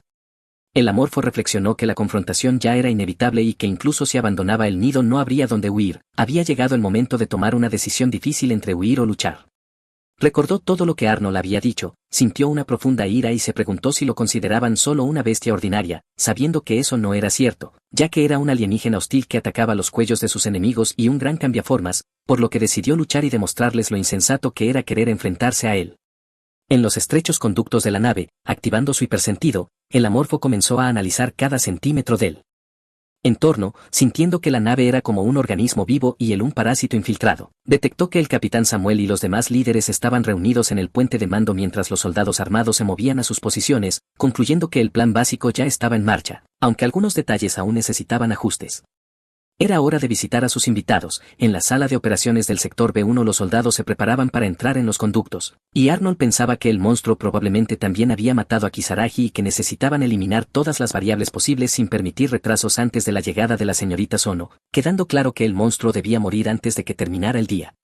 Los soldados se dividieron en pequeños equipos para explorar los conductos y Arnold advirtió que el recorrido era muy complejo y requería precaución. En un momento notó que la cámara de B3 ya no transmitía correctamente y ordenó que la revisaran, pidiendo a B2 que se reuniera con B3 para avanzar juntos, y a través de las cámaras vieron a los equipos encontrarse, momento en el que comenzaron los gritos. Arnold preguntó de inmediato qué estaba ocurriendo y B2 respondió frenéticamente que la criatura había aparecido. Soporte informó que habían perdido contacto con B2 y la confusión aumentó porque las imágenes no mostraban nada con claridad, todo había sucedido demasiado rápido como para confirmar algo concreto. Soporte preguntó por qué el jefe de gestión de riesgos solo estaba allí de pie, y Arnold se preguntó cómo esa criatura había logrado atacar tan rápido, ya que un soldado con armadura reforzada no debería caer tan fácilmente, ni siquiera ante un asesino muy hábil, concluyendo que habían subestimado al enemigo, que claramente no era un animal salvaje. Arnold ordenó entonces al líder de comunicaciones que transmitiera órdenes a todos, si veían algo moverse debían abrir fuego de inmediato, y ordenó a B3 unirse a B1 para buscar a B2, aún así pensó que, al ritmo que iban, serían eliminados uno por uno. Cuando B3 se acercaba a B1, el equipo B1 informó que escuchaba un ruido extraño, y la sala de control pidió más detalles, pero no pudieron explicar mucho, solo que sonaba como si algo se acercara. Un operador los corrigió rápidamente diciendo que el sonido provenía de B3, ya que podían oír sus voces, lo que alivió a todos en la sala de control. De repente, B1 comenzó a gritar que B3 había sido atacado por el enemigo. Arnold tomó el auricular, se identificó como líder y exigió explicaciones más detalladas, pero los soldados solo pudieron decir que todo ocurrió demasiado rápido y que no entendían qué había pasado. Furioso, Arnold gritó preguntando si eran idiotas por no poder ver lo que tenían delante y, lleno de rabia, lanzó el auricular al suelo frustrado por lo imposible de la situación, preguntándose cómo podía suceder algo así sin dejar rastro en las cámaras, a menos que el monstruo estuviera evitando deliberadamente ser filmado. Entonces tuvo una idea. Recogió de nuevo el auricular y pidió al equipo B1 que dijera su nombre y rango, y en ese momento fue el propio Amorfo quien respondió, sonriendo con satisfacción por haberlos engañado a todos. Los soldados observaron horrorizados cómo las garras del Amorfo aparecían en la cámara y destruían el equipo, dejando a todos en la sala de control en estado de shock. Inmediatamente después Arnold intentó reorganizar la situación. Mientras tanto, el Amorfo estaba satisfecho, había eliminado al equipo B y también había obtenido información sobre el número 26 a partir de las conversaciones interceptadas, explicándose mentalmente que debido a las señales que había transmitido el equipo de comunicaciones de B3 se había confundido, facilitando su emboscada, y recordó que uno de los soldados que se había quedado atrás para reparar la radio había sido incapacitado por su glándula neurotóxica, lo que facilitó aún más llenar su estómago. Pensó. Entonces en sus próximos objetivos, el equipo A activó de nuevo su hipersentido para localizarlos y los encontró avanzando en máxima alerta. El Amorfo se dio cuenta de que ya sabían que podía imitar voces humanas, lo que requería un cambio de estrategia, y al observar el camino que había tomado el equipo anotó una bifurcación por la que habían pasado recientemente, sonriendo de forma siniestra al pensar que el conocimiento era poder y que saber solo un poco más que el enemigo podía ser un veneno mortal. Mientras tanto, Arnold advirtió a todos que el enemigo podía imitar voces humanas y que debían abrir fuego de inmediato si escuchaban cualquier grito de auxilio. Fue entonces cuando el equipo A oyó una voz humana pidiendo ayuda y, sin dudarlo, abrieron fuego en dirección al sonido. En ese momento vieron a un Amorfo correr sonriendo, satisfecho de haberlos engañado y de sembrar el terror entre los soldados. Una vez más, uno de ellos gritó que dejaran de disparar al darse cuenta del riesgo, pero el Amorfo ya estaba detrás de uno de ellos y atacó sin vacilar. Los soldados entraron en pánico al verlo usar a un miembro del equipo A3 como escudo humano, ya que disparar significaba herir o matar a su propio compañero. Aún así, Arnold ordenó disparar, obedecieron y abrieron fuego, pero el Amorfo logró escapar una vez más. Arnold dejó claro que la retirada no estaba permitida y que el enemigo debía ser capturado a cualquier costo. Los soldados se acercaron al cuerpo de A3 para intentar ayudarlo, dándose cuenta de que estaba gravemente herido, y también notaron que el monstruo parecía haber recibido algunos disparos, aunque no tenían idea de qué tipo de criatura enfrentaban. Luego llegaron a un conducto muy estrecho y preguntaron qué debían hacer. Uno de ellos solicitó permiso para inyectarse el refuerzo, el líder del equipo lo autorizó y activaron la mejora, volviéndose mucho más fuertes y confiados, prometiendo despedazar al monstruo. Al continuar por el pasaje notaron un gran agujero en el conducto de ventilación y concluyeron que la criatura debía haber bajado por allí. En ese momento el Amorfo apareció detrás de ellos, atacó a uno de los soldados, le sujetó la cabeza con fuerza y la estrelló contra el suelo, matándolo.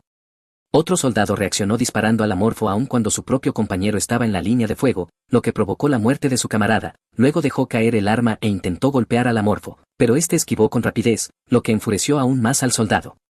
El Amorfo reflexionó que esos soldados eran más fuertes de lo que había imaginado y que, incluso con refuerzos, aquello era muy diferente de lo que esperaba, no era como en el juego, por lo que comprendió que debía cambiar de estrategia nuevamente. Pensando en alternativas decidió hacer algo que no había intentado antes, regresó al soldado que había herido previamente y lo devoró por completo, diciéndose que eso era más que suficiente para que los demás comprendieran que A3 había sido emboscado. Después destruyó la cámara del soldado con una patada y en la sala de control sonó la alarma informando que A3 había sido atacado por el monstruo. Poco después otro soldado se acercó a A3 para comprobar si estaba bien y, cuando intentó ayudar a su amigo, el Amorfo lo atacó por detrás e inyectó veneno en su garganta, paralizándolo por completo.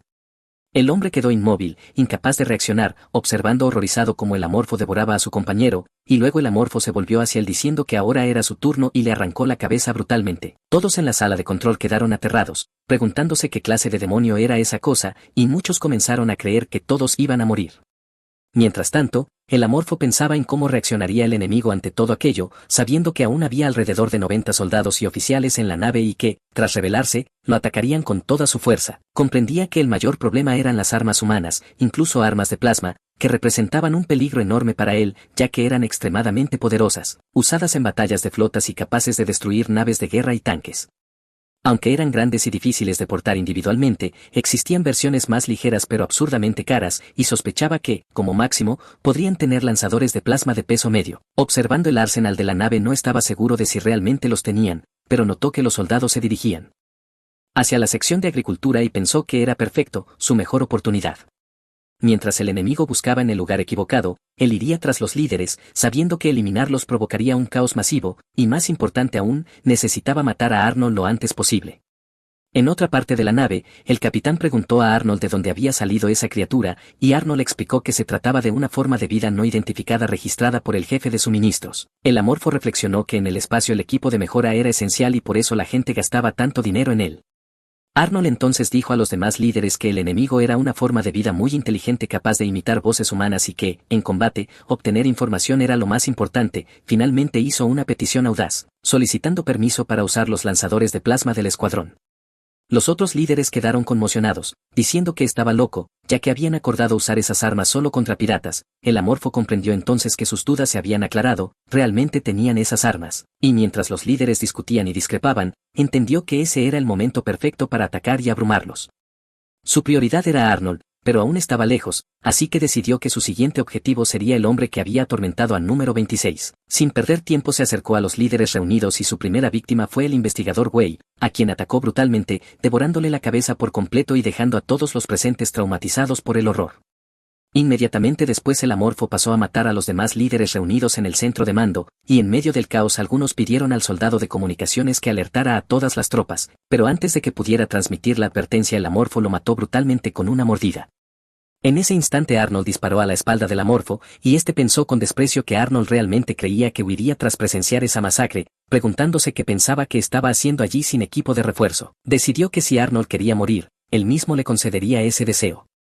Sin embargo, cuando se lanzó para atacarlo tuvo una repentina visión del futuro y vio a Arnold sacando un arma extremadamente poderosa capaz de matarlo de un solo disparo. El miedo lo invadió al darse cuenta de que se trataba de una pistola de plasma absurdamente cara, un arma letal se impactaba en su cabeza, y comprendió que Arnold debía tener conexiones con alguna gran casa o facción poderosa como los Eugene. Arnold habló directamente al amorfo, diciendo que ya había descubierto su plan, y sacó la pistola de plasma, dejando a todos a su alrededor aterrados por el arma. Dijo que no conocía la identidad de la criatura, pero que le resultaba interesante como su estilo le recordaba al de su maestro, el famoso Si Hyun-Hu. Sin dudarlo, Arnold comenzó a disparar a la cabeza del amorfo, y este comprendió que la situación era extremadamente peligrosa. Aunque había sobrevivido a situaciones duras antes y siempre encontraba la forma de ganar por ser un cambiaformas, no le importaba ese supuesto maestro, porque quien lo recibiría ahora sería él mismo. Reflexionó que animales como osos, leones y lobos eran retratados como encarnaciones feroces de la violencia, pero en realidad los depredadores eran grandes cobardes que evitaban las peleas directas siempre que podían, y que ese era el verdadero instinto de un cazador, una lección que había aprendido bien jugando como cambiaformas. No importaba cuán fuerte o inteligente fuera alguien, la fuerza era inútil sin cautela. Mientras esquivaba los disparos de plasma de Arnold, el amorfo notó lo inestable que era el latido de su corazón y pudo oler el aroma de un verdadero depredador emanando de él. Se movió rápidamente fuera de la línea de fuego y se ocultó, mientras los otros líderes gritaban a Arnold que tuviera cuidado por estar dentro del centro de mando. Aún así, Arnold, con un tono calmado y sarcástico, insistió en que sería cuidadoso y luego se comunicó con todos los equipos, advirtiendo que el monstruo había invadido el centro de mando y ordenando a todos los soldados que acudieran allí lo más rápido posible. El amorfo comprendió que solo estaba ganando tiempo para proteger al capitán y a los demás líderes, y supo que debía terminarlo todo antes de que llegaran los refuerzos. Entonces tomó un extintor de incendios y lo usó para llenar la sala de un humo denso, dejando a todos sin poder ver. Los soldados comenzaron a quejarse de que no veían nada, mientras Arnold gritaba furioso preguntando si sus armas eran solo de adorno en medio del humo. El amorfo aprovechó sus sentidos agudos y logró atacar y devorar a una de las personas allí sin ser visto. Luego uno de los soldados preguntó dónde estaba el capitán y de repente una voz respondió diciendo que no estaba allí y que fuera a buscarlo. Era una trampa. Arnold intentó advertirles que no cayeran en esos trucos sucios, pero el amorfo ya estaba detrás de otro objetivo y lo mató también. Un soldado rubio se confundió al oír dos voces distintas dando órdenes y ya no supo a quién creer. Una voz insistía en que disparara rápido acusando a la otra de intentar engañarlo, y en la confusión el hombre rubio terminó disparando a Arnold en el brazo en lugar de acertar al amorfo. Arnold se dio cuenta rápidamente de dónde estaba el amorfo y disparó en su dirección, casi alcanzándole la cabeza. Entonces el amorfo activó sus alas, voló para esquivar los disparos y se lanzó directamente contra Arnold, logrando finalmente devorarle la cabeza por completo. Sin perder tiempo apareció frente al soldado rubio, que aún estaba vivo, y para aumentar el terror se mostró con la cabeza de Arnold atrapada entre sus dientes. Cuando el soldado pensó que iba a morir, el amorfo simplemente se dio la vuelta y se fue, reflexionando que le habría gustado el placer de despedazar la carne de ese hombre allí mismo, pero no tenía tiempo para eso, ya que su nido le enviaba señales claras de que debía huir lo antes posible. El capitán observó la escena con irritación, preguntando por qué todo estaba tardando tanto y ordenando que limpiaran el desastre lo más rápido posible. En ese momento el jefe del equipo médico anunció que las víctimas ya habían sido identificadas, el capitán preguntó si había supervivientes y el médico explicó que no había ninguno, excepto el líder de investigación 80 Way. El capitán, confundido, preguntó si estaba muerto, pero el médico aclaró que 80 Way seguía con vida, aunque hospitalizado en la sala de recuperación, ya que había tenido la suerte de ser inmune a las neurotoxinas del monstruo, aún así sufriría daños permanentes en la visión, el olfato y el gusto, y necesitaría estar intubado por el resto de su vida. El médico preguntó por qué el capitán no se había rendido simplemente a los piratas, pero el capitán se negó siquiera a considerar esa idea, aún así veía la dura realidad. Muchas personas habían muerto y quedaban pocos supervivientes, ya no tenían medios para enfrentarse a los piratas en combate, y comenzó a preguntarse si no debería abandonarlo todo y huir. En ese momento apareció un soldado diciendo que había encontrado un arma inusual, y cuando el capitán tomó el equipo notó que realmente era un arma excelente y que estaba cargada al 60%, lo que lo dejó satisfecho, aunque pensó que no podía confiar en nadie en esa situación y que tendría que cuidarse solo, ya que había una criatura peligrosa suelta y los piratas estaban a punto de llegar. Mientras tanto, el Amorfo reflexionaba sobre lo que había hecho, concluyendo que ya había eliminado a casi todos los objetivos importantes y que solo Samuel quedaba con vida, pero decidió ignorarlo por ahora, sintiendo que había llegado el momento de expandir su nido. Él sabía que podía tener hasta 3 nidos en diferentes lugares y quería elegir cuidadosamente dónde colocarlos. Su prioridad era la cafetería, ya que controlar el suministro de alimentos era esencial para la supervivencia humana y además podía contaminar las provisiones. Después planeaba establecer otro nido en la armería, donde se guardaba el lanzador de plasma, un arma lo suficientemente peligrosa como para matarlo con rapidez. También estaba el laboratorio, que almacenaba grandes cantidades de muestras genéticas y, aunque la probabilidad de obtener un nuevo rasgo allí era solo del 10%, usando el selenio presente en el lugar podría apoyarse en su habilidad de pupa para prepararse mejor contra los piratas. Decidió que colocaría nidos en la cafetería y el laboratorio, y que además robaría el lanzador de plasma aunque no pensara usarlo de inmediato. Las palabras de Arnold seguían resonando en su mente. No sabía quién era ese Eugene ni qué hacía, pero imaginaba que podría llegar con los piratas o incluso infiltrarse entre ellos, y para un Amorfo no había nada más peligroso que un enemigo de identidad desconocida, así que necesitaba tener cartas ocultas. Mientras pensaba en ello, apareció el número 26 para hablar con él. El Amorfo notó que parecía feliz y le preguntó si no habían hecho experimentos con él ese día, y número 26 confirmó que no, diciendo que estaba contento porque no sentía dolor. Aprovechando que todos estaban escondidos, el Amorfo decidió que era un buen momento para actuar. Avanzó por el corredor, atravesó un sensor láser y esperó 30 minutos sin que apareciera nadie, lo que confirmó que el camino estaba despejado y que ya no necesitaba arrastrarse sigilosamente. Cuando encontró al número 26 notó que se veía saludable, pero sabía que moriría de hambre si lo dejaban atrapado allí. Pensó que los Slims comían cualquier cosa y eran inmunes a las toxinas, así que llevarlo al nido no sería un problema. Lo invitó a salir diciendo que había un lugar fuera de ese laboratorio, y número 26 aceptó con entusiasmo. Así, el Amorfo finalmente rescató a su compañero, pero le pidió que esperara un poco porque primero necesitaba preparar el nido. Después comenzó a esparcir su baba por todo el laboratorio, sabiendo que los humanos ya no podrían usarlo, y una vez satisfecho con su trabajo sintió un hambre intensa, por lo que sin dudar devoró los cerebros almacenados allí junto con todos los animales y experimentos, compartiendo incluso la comida con el número 26, que disfrutó enormemente. En ese momento el Amorfo notó que se acercaban soldados con un investigador y, en cuanto entraron al laboratorio, quedaron completamente impactados al verlo cubierto de baba y destruido. Sin darles oportunidad de reaccionar, el Amorfo atacó primero al soldado y lo mató rápidamente, luego se volvió hacia el investigador, que cayó de rodillas suplicando piedad cuando el Amorfo le agarró la cabeza. El número 26 dijo que solo de mirarlo le dolía, y el Amorfo comprendió por qué, dándose cuenta de que ese hombre había participado en los experimentos que habían torturado al número 26. Lleno de ira le ofreció al Slime la oportunidad de acabar con él, y sin dudarlo el número 26 envolvió la cabeza del hombre y la disolvió por completo, consumiéndolo todo mientras el investigador gritaba de agonía. Tras la muerte del hombre y alimentarse un poco más, el Amorfo vio aparecer el sistema ante él, ofreciéndole la posibilidad de desbloquear el tipo de mejora física. Lo consideró una gran suerte, ya que había logrado ese resultado antes de lo esperado, y sin pensarlo demasiado aceptó la evolución. Su cuerpo sufrió una transformación dolorosa e intensa, volviéndose más sólido, robusto y mucho más grande. El número 26 comentó impresionado que era muy grande, y el Amorfo respondió que había crecido, comparándose con un bebé que se convierte en adulto. El número 26, curioso, preguntó qué significaba eso y el Amorfo explicó de forma simple que ahora era como un bebé grande, explicación que el Slime aceptó inocentemente y comenzó a llamarlo así. Incluso el propio Amorfo admitió para sí que el apodo no era del todo incorrecto, ya que seguía siendo una especie de larva. Sintió como su cuerpo era ahora más resistente y sólido, y como su altura había aumentado considerablemente, dándole más confianza para futuras batallas. Tras acostumbrarse a la transformación, revisó sus nuevos rasgos y descubrió que había adquirido recuperación natural, tentáculos perforantes y órganos de contaminación. La habilidad de recuperación natural se fusionó con su vitalidad mejorada, creando un poder de regeneración avanzada que era excelente para él. Aún así reconoció que había una penalización importante, ya que para un Slime desbloquear nuevos tipos era teóricamente ilimitado, pero los requisitos aumentaban con cada evolución. Por ejemplo, si primero adquiría mejora psíquica, el requisito para la física pasaría de 10 a 20. Sabía que en condiciones normales podría planificar cuidadosamente la velocidad de su evolución, pero en medio de esa crisis no tenía tiempo para estrategias complejas, así que decidió posponer el siguiente desbloqueo y centrarse en probar sus nuevas habilidades.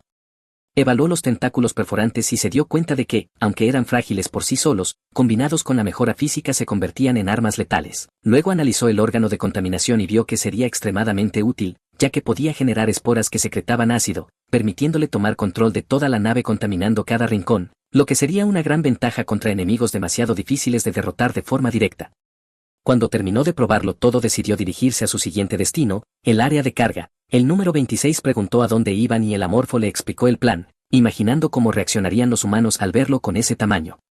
La escena cambió al corredor del área de carga, donde todos los humanos corrían presas del pánico, gritando sobre la cosa monstruosa que se acercaba rápidamente. Desesperados intentaron cerrar la puerta de seguridad, pero el amorfo fue más rápido y la sostuvo antes de que se cerrara por completo, forzando su entrada y encontrando a muchas personas escondidas dentro, a las que mató sin dudar. Mientras tanto, en otra parte, un investigador gravemente herido reflexionaba sobre su situación, notando que ya no escuchaba los pasos del médico a su alrededor y preguntándose qué estaba ocurriendo. Pensó que sería mejor morir que seguir viviendo en ese estado miserable. En ese momento oyó pasos acercándose y por un instante creyó que serían soldados que venían a ayudarlo, pero pronto se dio cuenta de que era un amorfo. Este presionó un botón y abrió el compartimento donde estaba, exponiendo al investigador indefenso, y entonces el número 26 tomó el control y una vez más consumió por completo la cabeza del hombre, derritiéndola. El investigador entró en pánico, gritando que su cabeza se quemaba y suplicando que lo mataran rápido, pero el proceso fue lento y doloroso, durando alrededor de 3 horas. Cuando terminó, el amorfo preguntó al número 26 si estaba satisfecho y cómo se sentía al haber obtenido su venganza, pero el número 26, sin comprender el concepto de venganza, respondió inocentemente que la comida le había parecido muy sabrosa. El amorfo reflexionó sobre el número 26, dándose cuenta de que no mostraba emociones complejas como la venganza, y se preguntó si el Slime era realmente incapaz de sentir algo así o si simplemente aún no lo había aprendido. Esa duda le recordó algo curioso, el extraño interés que los investigadores habían mostrado por ese Slime, y se preguntó si algún día el número 26 podría evolucionar en algo mucho más peligroso, como un demonio marino. Se explicó entonces que los demonios marinos existían solo en planetas acuáticos, medían más de 25 metros y tenían enormes tentáculos cubriendo sus cuerpos, y que en el propio juego eran muy similares a los Slimes, tanto que muchos jugadores sospechaban que había un vínculo entre ambas especies. La empresa responsable del juego había dicho que era solo un error de diseño, pero ¿quién podía garantizar que no hubiera algo real detrás? Mientras pensaba en ello, el amorfo evaluó el progreso de la expansión de su nido y se mostró satisfecho al ver que todo avanzaba según lo planeado. Ahora debía decidir cuál sería su próximo objetivo. La escena cambió entonces al territorio del cártel de los Space Dogs de Vera, ubicado en CO8, donde desde el espacio ya se podían oír gritos de auxilio provenientes de una nave. En su interior, 2 hombres sostenían a una mujer que suplicaba ayuda, llamando desesperadamente a su esposo, y este, presa del pánico, rogó que la soltaran, pero terminó recibiendo un disparo por la espalda y cayendo muerto al suelo. Los criminales saquearon todo lo que pudieron encontrar en la nave y, entre risas crueles, dijeron que podían hacer lo que quisieran con las mujeres, pero que todos los hombres debían ser asesinados, afirmando que ese era el lema del cártel Vara. Observando toda esa brutalidad había otra figura, un león humanoide cibernético imponente que miraba en silencio con una expresión fría. Era el líder del cártel. Uno de los miembros de la banda le preguntó en voz baja cómo el jefe podía hacerles esto, ya que solo habían sido contratados como mercenarios, pero el jefe desestimó cualquier duda llamándolos idiotas y diciendo que estaban siendo ingenuos. Otro pirata recordó que la fuerza de protección debía haber recibido la señal de auxilio y que cuando llegaran todos serían ejecutados, pero el jefe no mostró ningún miedo, al contrario, se burló de la situación con una sonrisa psicópata, explicando que bajo la ley de Megacorp los mercenarios que rompían contratos cometían crímenes, pero que si no había testigos el crimen simplemente no existía. Para él llamar a la fuerza de protección era una completa pérdida de tiempo, ya que no quedaría nadie vivo para contarlo. El jefe se levantó con calma, tomó un cuchillo y declaró con placer cruel que su pasatiempo era despellejar a los cerdos de Megacorp, y sin dudarlo mató al capitán de la nave que ya estaba sometido. Después autorizó a sus hombres a tomar todo lo que quisieran y, mientras organizaban el botín, el jefe se preguntó en voz alta si aún tenían otros trabajos ese día, decidiendo que no valía la pena preocuparse y ordenando que trajeran a una prisionera llamada ALU. Cuando ALU fue llevada ante él, el jefe exigió explicaciones, recordándole que había dicho que tenía un trabajo que hacer ese día. La mujer, asustada, explicó que necesitaba comunicarse con alguien mediante una conexión remota, pero que el contacto se había cortado de repente. El jefe se enfureció y exigió más detalles, y ALU explicó que quienes habían solicitado el contacto eran el capitán Samuel y el equipo de investigación, que querían adquirir un cuerpo específico. Sorprendido, el jefe preguntó si sabía de quién era el cuerpo y ella respondió que pertenecía a una mujer de la familia Eugene, una familia noble muy importante, y que en el último contacto habían ofrecido 1.000.000 de créditos por el cuerpo. El jefe se quedó pensativo al oír esto, considerando una locura pagar tanto por un cadáver, pero percibió el olor de una conspiración en el aire. Sabía que Megacorp estaba cambiando su postura y que había rumores de que el antiguo clan Terrix, al que pertenecía la familia Eugene, estaba siendo amenazado por el nuevo clan Eden de Marte, conocido por su avanzado desarrollo de naves estelares y por trabajar en secreto con modificaciones genéticas. Un cuerpo de la familia Eugene podía contener valiosas modificaciones dignas de decenas de millones en el mercado negro, y el jefe vio esto como una oportunidad de beneficio y también como una ocasión para vengarse del clan Eden, que había destruido parte de su vida en el pasado. Aún con todos esos pensamientos, admitió que al final el dinero seguía siendo dinero, y preguntó a ALU si el problema con el contacto podría haber sido alguna interferencia, pero ella respondió que no estaba segura. El jefe entonces sonrió de forma amenazante, diciendo que Megacorp estaba operando en su territorio sin siquiera pedir permiso y, aunque aún no sabía exactamente quién era el enemigo, admitió que eran muy audaces.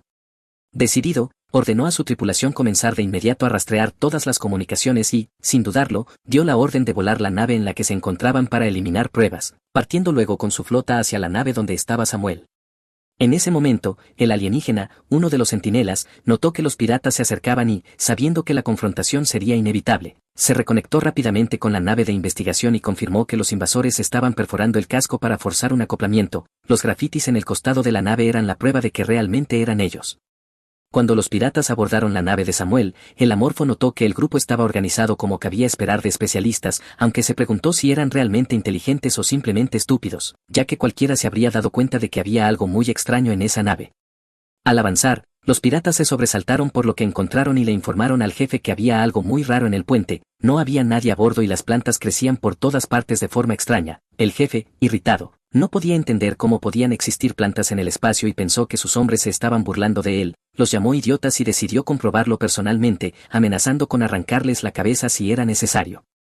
Cuando el jefe entró en la nave, el amorfo lo analizó de inmediato y notó que tenía 2 corazones reforzados y maquinaria integrada en el cuerpo, quedando claro que ese mutante era el líder. Luego observó a los demás miembros del grupo, identificando a un insectoide capaz de secretar feromonas y a un cyborg de la Unión Estelar cuyos sonidos mecánicos reemplazaban los latidos del corazón.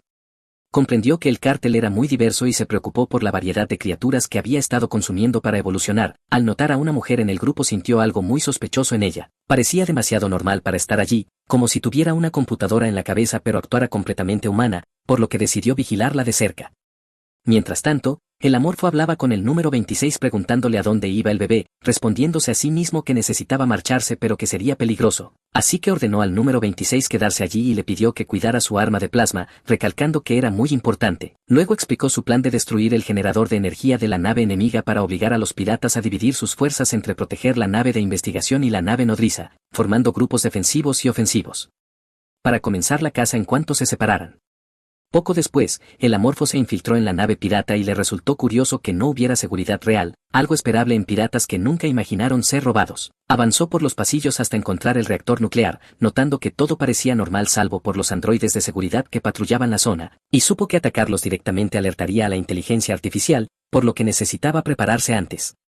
Buscó algo que comer y recorrió la nave hasta encontrar a 2 piratas caminando, mató al humano rápidamente decapitándolo y, cuando el insectoide intentó dar la alarma, le arrancó brutalmente el brazo antes de matarlo violentamente, devorando ambos cuerpos solo para descubrir que esos NPC no contribuían mucho a sus condiciones evolutivas.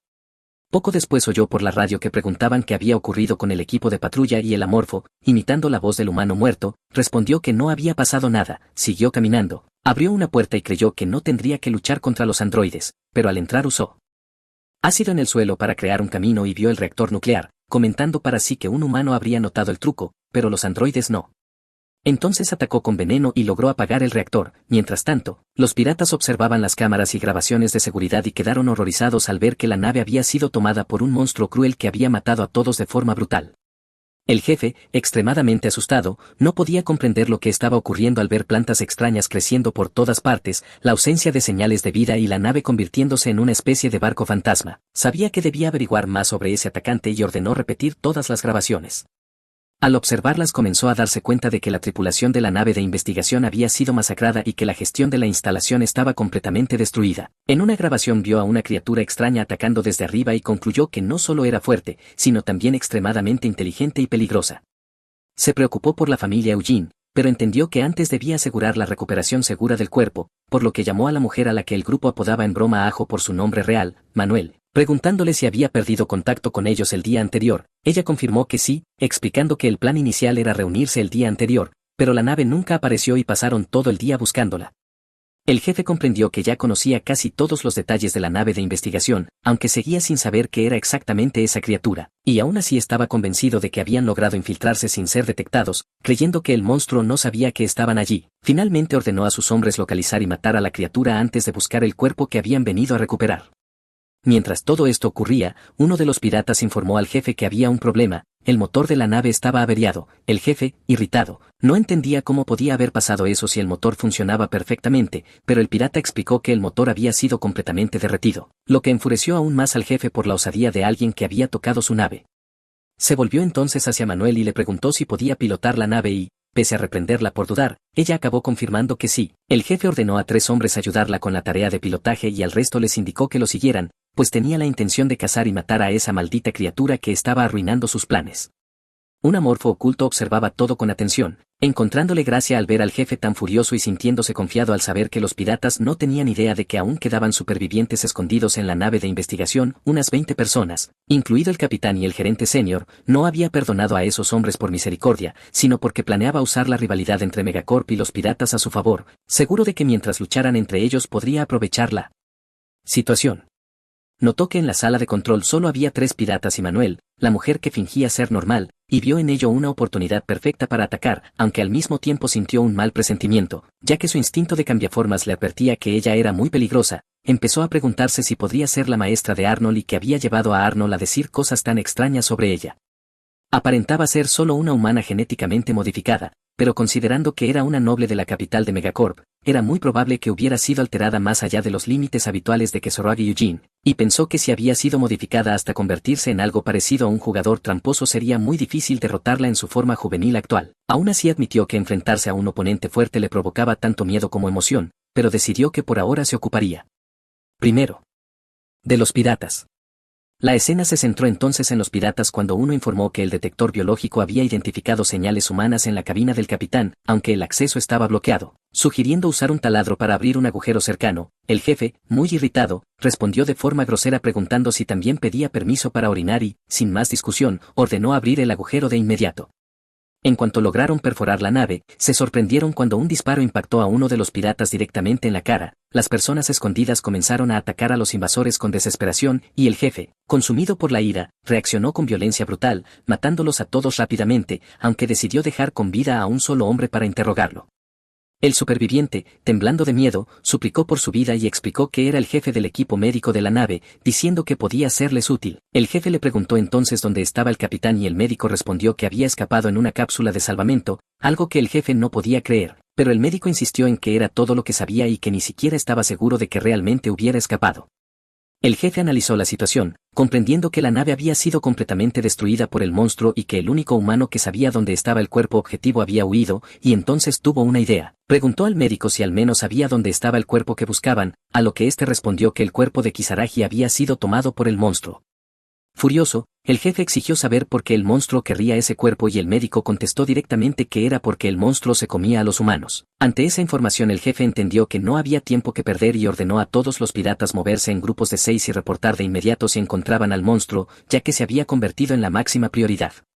Mirando al médico, le dijo que afirmaba querer convertirse en pirata y que, casualmente, necesitaban un médico en ese momento, preguntándole si sabía algo sobre remodelación genética. El médico, dándose cuenta de que eso podía salvarle la vida, confirmó que sí.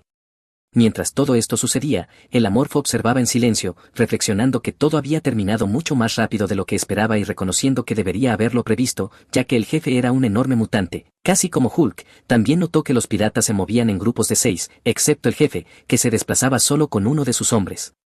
Sabía que también debía empezar a moverse, y en ese momento apareció el número 26 diciendo que quería ir con el bebé porque deseaba ayudar en la misión. Al Amorfo le pareció casi gracioso, como un niño que no quiere separarse de su padre, pero al mismo tiempo pensó que el número 26 necesitaba ganar experiencia de combate, aunque por ahora no fuera de mucha ayuda, y tampoco podía permitir que estorbara. Así que el Amorfo tomó al número 26 y lo puso sobre su hombro, diciéndole que prestara mucha atención a los enemigos, y con un plan en mente decidió comenzar atacando la armería. Mientras tanto, los piratas seguían avanzando por la nave y uno de los insectoides se preguntó en voz alta si esa nave se había convertido en una jungla y qué tipo de criatura podía tener la capacidad de hacer crecer plantas más grandes que las propias puertas. Cuando los piratas comenzaron a cortar esas plantas espesas que bloqueaban el camino, un líquido verde les salpicó encima y se miraron entre sí confundidos y asqueados, tratando de entender qué era esa sustancia repugnante, hasta que se dieron cuenta de que la hoja que había cortado las lianas empezaba a derretirse, al igual que el rostro de uno de los piratas alcanzado por el líquido. En ese instante el Amorfo apareció por sorpresa y mató a uno de los hombres antes de que pudieran reaccionar. Mientras los piratas, aterrorizados al ver a ese monstruo, muy diferente a cualquier cosa que hubieran enfrentado antes, descubrieron que ni siquiera disparar les servía de algo, ya que el Amorfo se movía demasiado rápido y los mató a todos en un abrir y cerrar de ojos. El número 26, aprovechando el caos, terminó poseyendo la cabeza del pirata insectoide que quedaba. Sin embargo, uno de los soldados aún con vida logró agarrar la radio e intentar advertir a los demás de que el monstruo estaba allí, pero antes de terminar el mensaje el Amorfo también lo mató. Justo después imitó la voz del hombre muerto para responder por la radio diciendo que no estaba pasando nada, solo para engañarlos, pensando que sería mejor quedarse con la radio porque podría usarla para crear distracciones en el futuro. Mientras examinaba el cuerpo a medias del hombre que acababa de matar, notó que todavía respiraba y sospechó que era porque se trataba de un cyborg de la Unión Estelar. Reflexionó sobre el contraste entre Megacorp, que prefería modificar genes humanos, y la Unión Estelar, que creía que el camino hacia la evolución era reemplazar el débil cuerpo humano por partes mecánicas, pensando que el verdadero problema de la Unión Estelar era imponer esos ideales a otras especies, convirtiendo a cualquier rehén en una máquina sin importar su voluntad. Concluyó que tanto Megacorp como la Unión Estelar estaban igual de locos en sus métodos. Tras devorar a ese cyborg comentó mentalmente que tenía un sabor muy interesante, incluso con el gusto metálico y aceitoso de las partes mecánicas. En ese momento el sistema apareció de nuevo ante él para mostrar los requisitos de evolución, anunciando que parte de la condición para evolucionar de cría a juvenil era que la inteligencia completa estuviera en 10 de 10, pero la segunda inteligencia solo estaba en 1 de 10.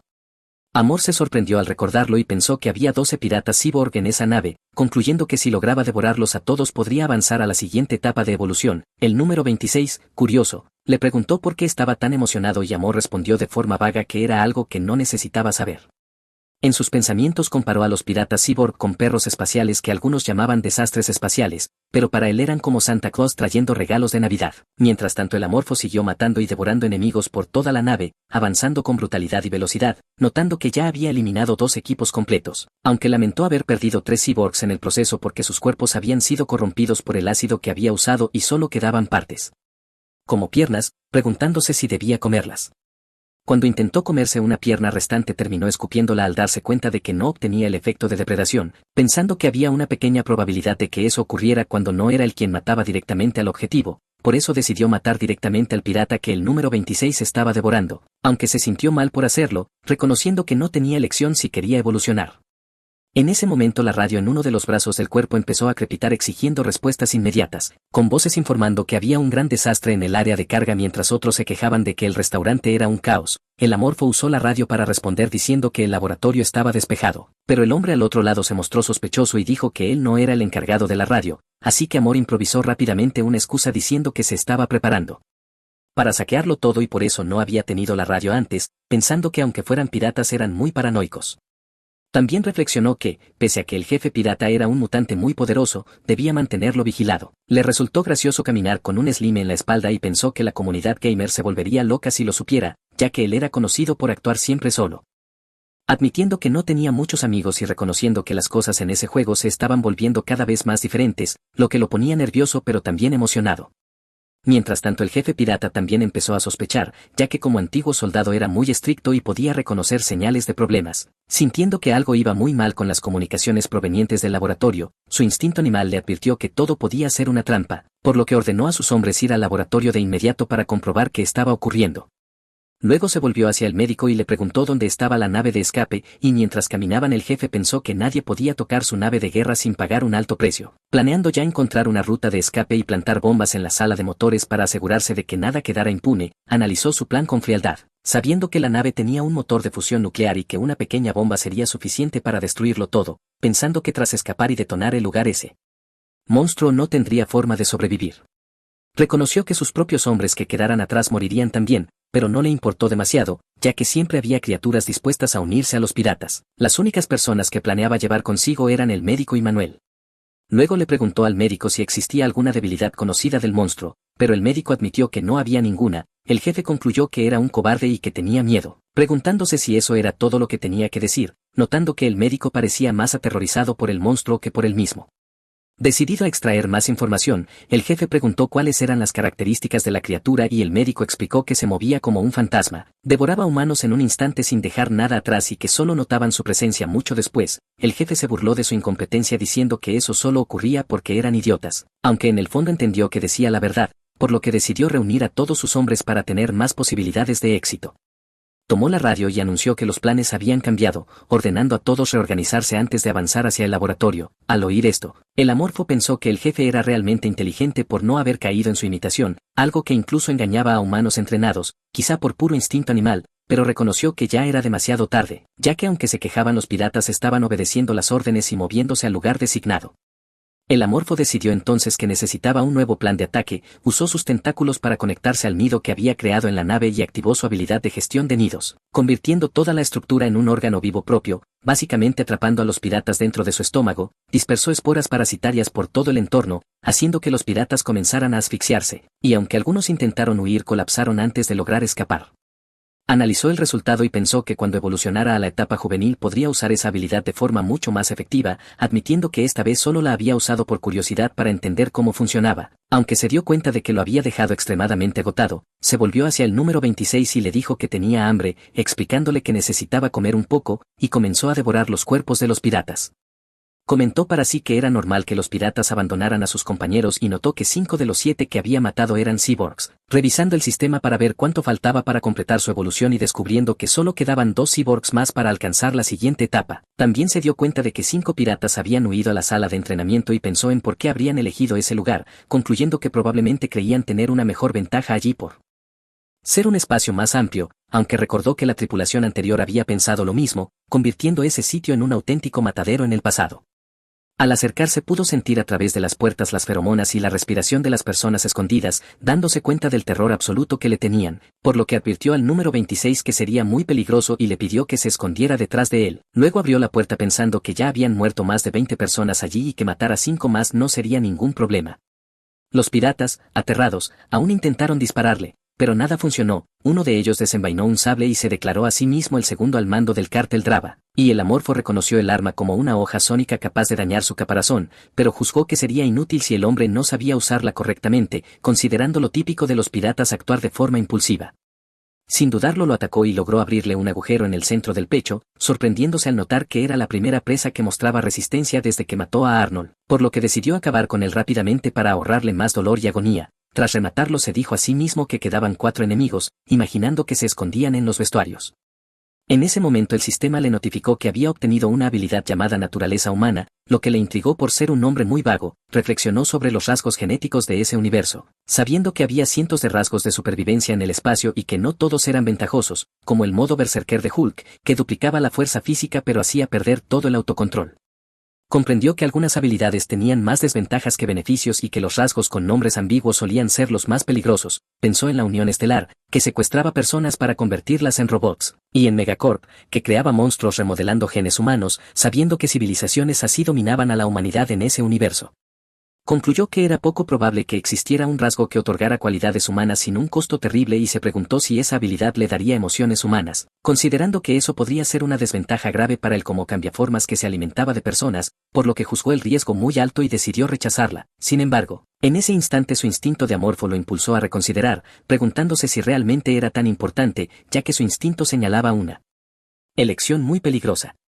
Pensó un momento y decidió confiar en él, aceptando el riesgo. Cuando confirmó la elección, su sistema brilló pero no ocurrió nada de inmediato, y entonces se dio cuenta de que el rasgo humano estaba clasificado como una característica mental, y que aún necesitaba 3 más para lograr la mejora de superconciencia. Ese rasgo humano lo ayudaría en momentos de decisión a elegir el camino correcto, algo que podría ser muy valioso en el futuro. Mientras pensaba en esto, el número 26 comentó que había estado quieto durante mucho tiempo, lo cual era extraño, y el amorfo respondió que no debía preocuparse, explicándole que podía oler a diferentes piratas en el área de la sala de entrenamiento y que no tenía intención de dejar escapar a ninguno. El ambiente se volvió tenso cuando uno de los piratas escondidos observó cómo mataban a sus amigos y se preguntó si sería el siguiente. A diferencia de los otros, él era solo un hombre común y desesperado, y mentalmente le rogó al jefe Chewbacca que lo protegiera, pero el amorfo usó su cola para atravesarlo y lo devoró de inmediato. Luego se comentó a sí mismo que ya había eliminado a 11 cyborgs y que solo quedaba uno más, aunque el problema era que ese último se encontraba en la sala de control junto con la persona que estaba tratando de evitar.